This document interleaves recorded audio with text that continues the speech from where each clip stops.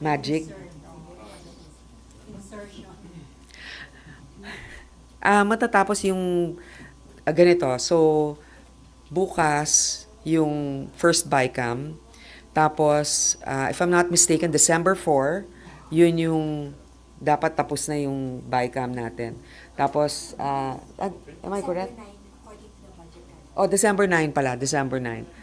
So, hold on Ano yung December 4 natin? Wala. So, it's December 9. Nagmamadali ako yun pala, matagal. Sorry first time. Okay, December 9.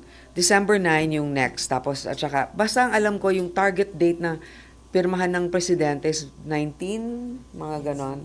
Ngayon, we're kind of on schedule, if not a little bit ahead, di ba? We are on schedule. Ma'am, sorry sa OVP budget, pasensya na po. Ma'am, yung 10 million pesos na supposedly for the printing of her books, tanggalin yun.